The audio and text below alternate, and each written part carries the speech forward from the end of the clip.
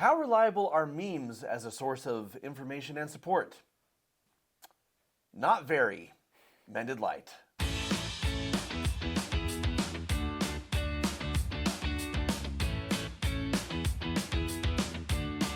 So, I have these memes for you Okay. from a Reddit subthread. You ready? What's it called?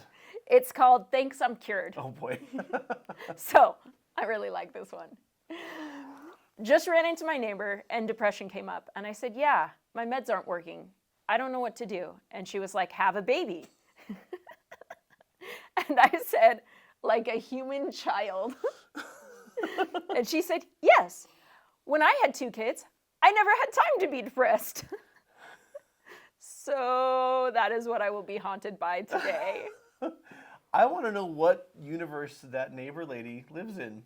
Well, you don't have time to be depressed. Have children. Yeah. You've stayed really, really busy. Has that kept you peppy all the time? Yeah. See? No. No. Postpartum depression is a real thing. You know what's not? Postpartum euphoria because you don't have time to be depressed. Listen, this is part of a larger thinking error, which is that having a baby fixes things. People say this like, our marriage is struggling, but if we have a baby, it'll really solidify it. No, it won't. If there are stress fractures in your relationship, a baby's only going to put more pressure on them. The same with your mental or emotional health.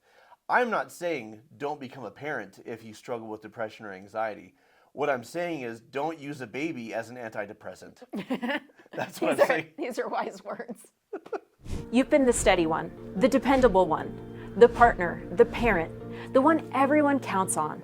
But lately, it feels heavier. Maybe it's grief. Maybe it's stress spilling into your relationships. Maybe you're simply overwhelmed with the chaos of life. Let me ask you something honestly. When was the last time you felt supported? Not responsible, not fixing, not holding it all together, just supported. Many people want healing, but they don't want therapy that feels clinical or isolating, or like they have to carry everything alone.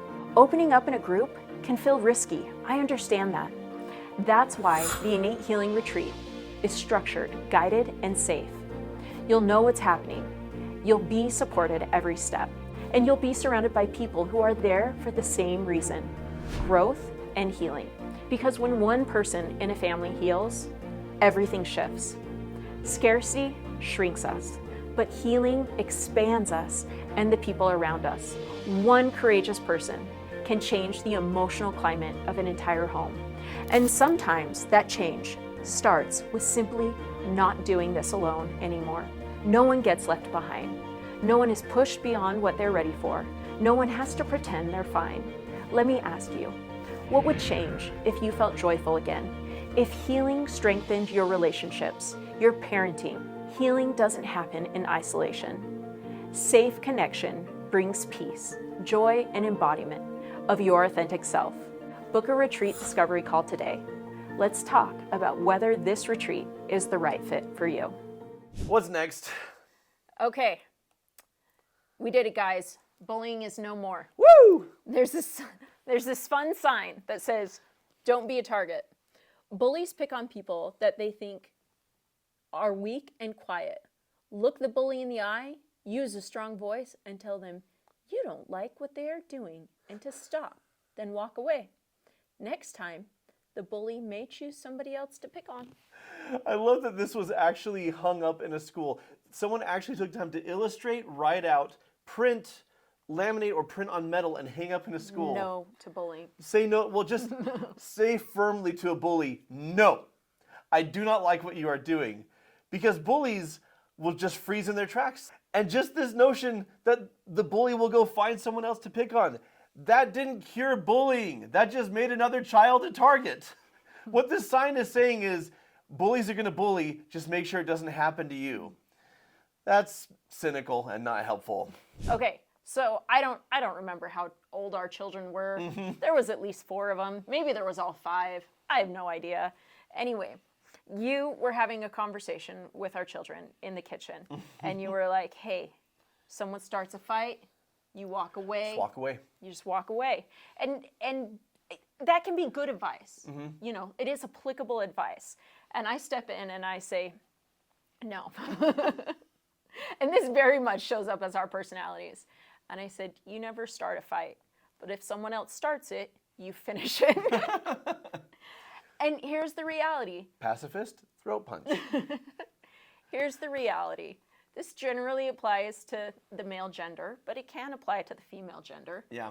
Some people are not going to stop unless they experience brute force. Right? And so everybody's known a little boy that won't just stop until they get hit.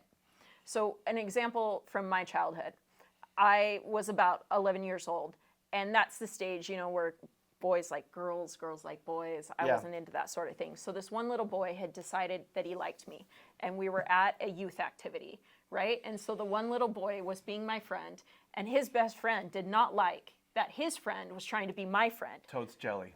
So he started picking on me, and he pinned me down on the ground, and I said, don't do that, or I'm going to hurt you. And I pushed him off. He did it a second time, and I said, don't do that, or I'm going to hurt you. And I pushed him off a second time. The third time he did it, I gave him a black eye. And the youth leaders were horrified. Horrified. They thought I was this terrible child. Yeah, you're sadistic.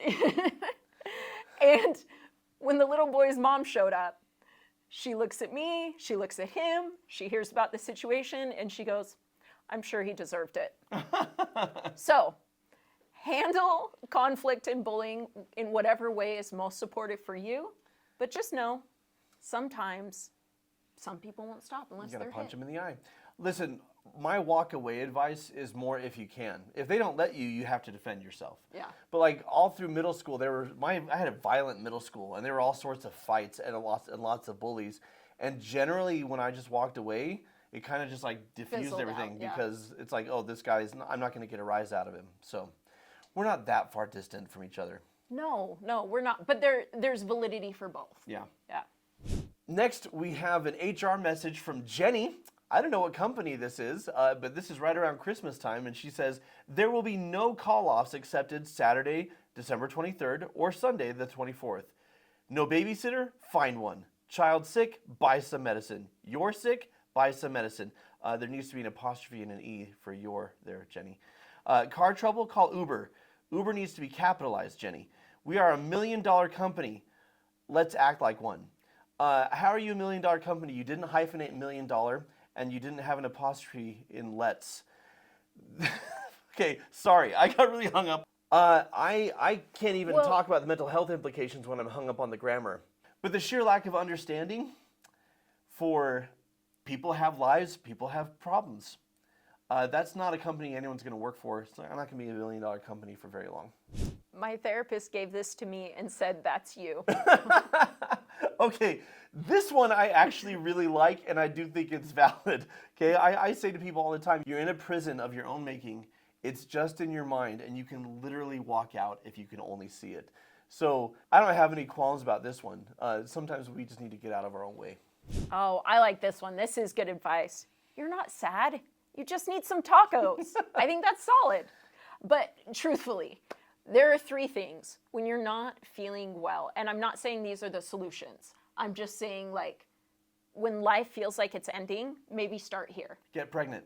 No. Yes, that's what we learned. Have a baby. Do you need to eat something? Uh-huh. Do you need to be nurtured physically? Uh-huh. Right? Do you need to sleep? Yeah. Do you need rest? Yeah.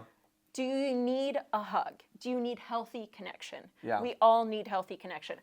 I'm not like there are absolutely challenges that those things aren't going to fix. Yeah. But when one or multiple of those things are missing, or we need nurturing in one of those ways, Yeah. the world and the problems get bigger. Yeah. And so start there. With my depressed clients, I always start with the things you just listed. Yeah.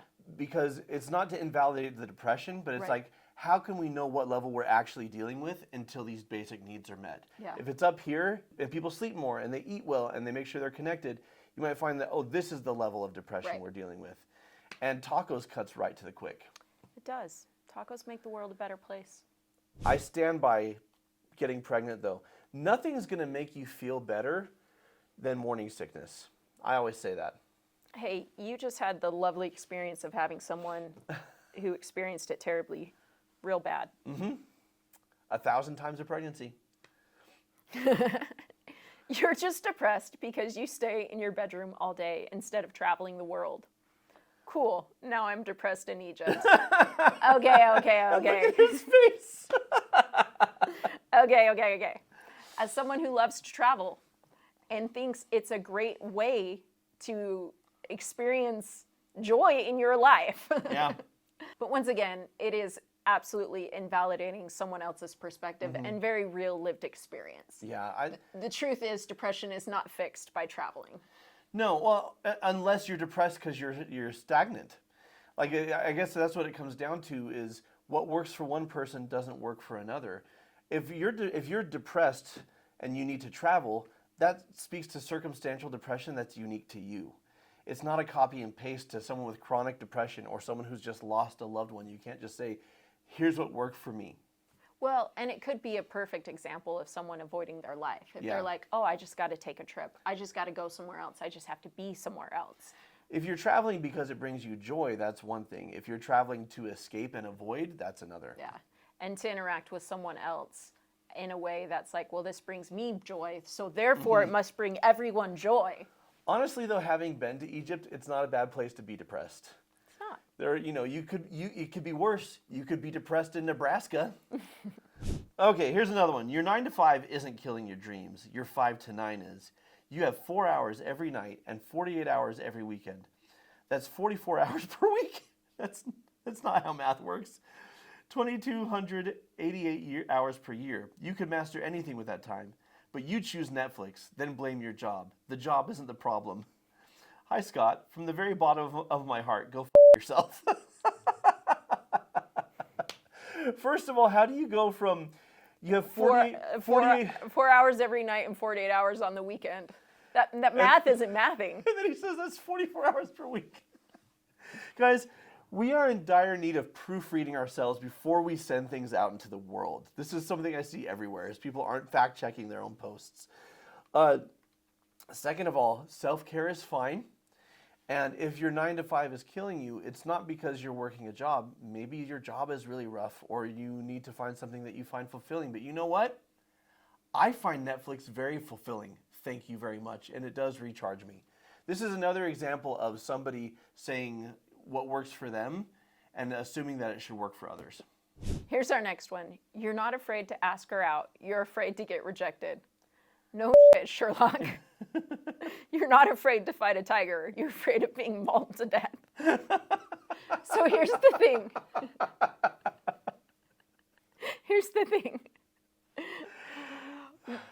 The saying, sticks and stones may break your bones, but words will never hurt me, is not actually true. We actually interpret emotional rejection the same way we interpret physical pain. Yeah. And so there is a correlation, especially if you're someone who interacts with the world more emotionally. Yeah. Right? You're not afraid of jumping off a cliff without a parachute. You're afraid of hitting the ground. Yes. Yeah. Thank you. This seems like a good place to talk about rejection and how to overcome the fear of that. I love to keep in mind that if I am rejected, if it's for a reason that I'm like, oh, that's a fair point, then it could illuminate some self-growth opportunities for me. Otherwise, if it just boils down to I'm rejected for my personality or my interests or because I'm not a right fit for something, it just reveals the biases or limitations of the rejector and says nothing about the rejectee. Or it just simply means I'm not a fit. I'm not, like, if I tried out for the Chicago Bulls and I got rejected, has nothing to do with my worth. I'm a 45-year-old white man. I'm not going to play for the Chicago Bulls. Okay, so sometimes we're just not a fit. Rejection is not something to fear. It's something that we learn from. And often our fear of rejection exposes a worth tie, especially in relationships, right?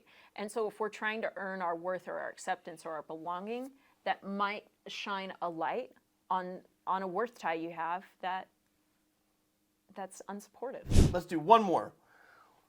Make it good.